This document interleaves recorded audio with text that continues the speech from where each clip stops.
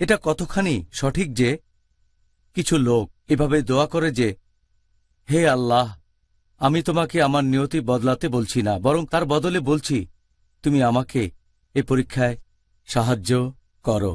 আসসালামু আলাইকুম রহমতুল্লাহি ওয়া বারাকাতুহু। সুপ্রিয় দর্শক মণ্ডলী, আমরা অনেকে আল্লাহর দরবারে আমরা দোয়া করে থাকি, অথচ সেই দোয়া আমাদের কোনো কাজে আসে না। কারণটি হচ্ছে আমরা অনেকে সঠিক নিয়মে সঠিকভাবে কিভাবে দোয়া করতে হয় আল্লাহর কাছে সেটি আমাদের জানা নেই। তো চলুন ডক্টর জাকির নায়েকের কাছ থেকে সঠিকভাবে দোয়া করার নিয়মটি আমরা এই ভিডিওটিতে আমরা দেখে আসি। ভিডিওটি খুবই গুরুত্বপূর্ণ, সেই জন্য বলছি আপনারা ভিডিওটি শেষ পর্যন্ত দেখবেন। আমি জানি যে অনেক মুসলিম এই দোয়াটা পড়ে, তবে এটা আল্লাহর কাছে দোয়া করার সঠিক নিয়ম না।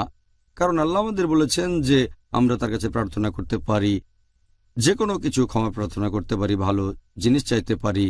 আমরা এটাও বলতে পারি, যদিও আমাদের নিয়তিতে লেখা আছে যে খারাপ কিছু ঘটবে, অশুভ কিছু ঘটবে আমার জীবনে, তবুও ভালো জিনিস আমি চাইতে পারি। তাই এভাবে বলা ভুল যে আমি তোমার বিধান বদলাতে বলছি না, তবে আমাদের সাহায্য করো। আর পবিত্র কোরআনে বলা হয়েছে, সূরা ফালাক অধ্যায় নম্বর 13, এখানে বলা হয়েছে যে বলো আমি আশ্রয় প্রার্থনা করছি এই ভোরের স্রষ্টার, তিনি যা সৃষ্টি করেছেন তার অনিষ্ট হতে। তাহলে আমরা আল্লাহর কাছে ক্ষমা প্রার্থনা করছি অনিষ্ট হতে আশ্রয়ের জন্য। এই হাদিসটা আছে সহিহ বুখারীতে, খণ্ড নম্বর 9, বুক অব কদর, হাদিস নাম্বার 6616। আমাদের নবী বলেছেন যে তোমরা আশ্রয় নাও আল্লাহ সুবহানাহু ওয়া তাআলার কাছে প্রাকৃতিক দুর্যোগের হাত থেকে বাঁচতে, খারাপ এবং অশুভ কাজের হাত থেকে এবং শত্রুর আনন্দ উল্লাস থেকে বাঁচতে। তাহলে কদর বদলানোর কথা আল্লাহ সুবহানাহু ওয়া তাআলার কাছে প্রার্থনায় বলতে পারেন। আমি এখানে একটা উদাহরণ দিচ্ছি যে ধরেন একজন ছাত্র কোনো একটা পরীক্ষা দিল আর পরীক্ষাটা ভালো হলো না, সে জানে সে ফেল করতে পারে।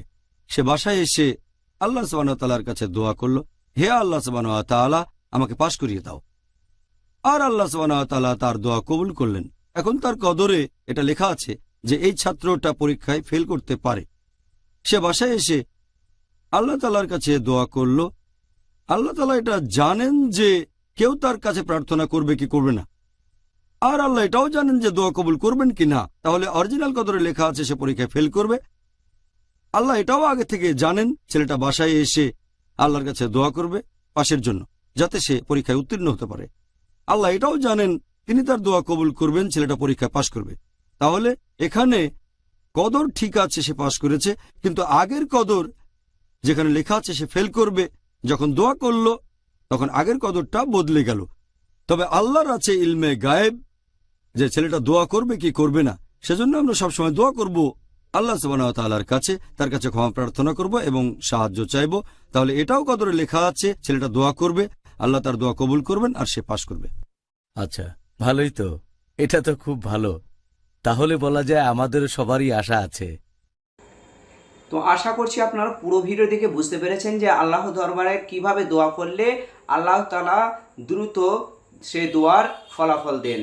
তো ভিডিওটি ভালো লাগলে অবশ্যই লাইক, কমেন্ট, শেয়ার করবেন, চ্যানেলটিকে সাবস্ক্রাইব করে রাখবেন। আসসালামু আলাইকুম ওয়া রাহমাতুল্লাহি ওয়া বারাকাতুহু।